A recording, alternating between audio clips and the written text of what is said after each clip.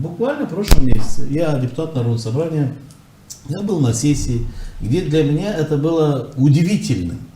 Сессия началась с того, что конкретно те люди, которые представляют команду Дмитрия Константинова, заговорили о отставке исполкома Гагаузии. Первый депутат из Бишгёза, господин Караджа. Он первый сказал, что исполком Башка не подписала закон, что исполком плохо работает, и вопрос может пойти о отставке исполкома Гагаузии. Тут же второй сторонник тоже группы большинства Константинова, Владимир Кыса, который еще жестче начал критиковать исполком и говорит о том, что исполком в отставку, но тут же поднялась впервые в следующий момент, что вопрос может идти о импичменте Гагаузии. Если Константинов это говорил 2 года назад, и я предполагаю, что при большом шантажировании Шора он получил свое, что он хотел, то сейчас началась вторая серия шантажа.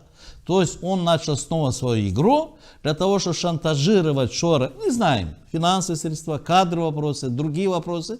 Но конкретно мы почувствовали, что группа большинства Народного собрания, возглавляемая Дмитрием Константиновым, конкретно начала шантажировать Башка на исполком Гагаузии. В первую очередь, чтобы отправить исполком в отставку. Ну и второй вопрос пошел о самой, Башкану в Гагаузии, чтобы слово импичмент уже прозвучало. В дальнейшем мы видели, что депутаты большинства были во всех телевидениях, этот вопрос прокручивался целый месяц, как и было сказано, целый месяц. Вся пресса Гагаузии Республики Молдова говорила о том, что в Гагаузии идет раскол, что депутаты готовы отправить исполком в отставку, что депутаты готовы чуть не идти уже на импичмент Башкана Гагаузии.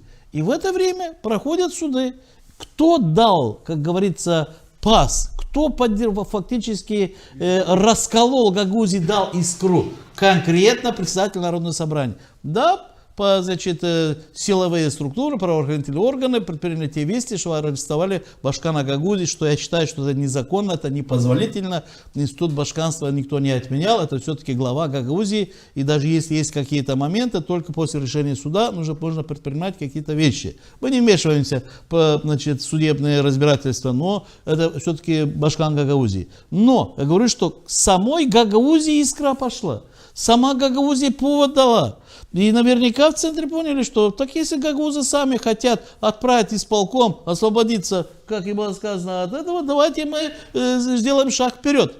Поэтому вчера то, что депутаты Народного собрания собрались для того, чтобы защищать Башкана Гагаузии, что будем проводить митинги, не знаю что, так определитесь сначала.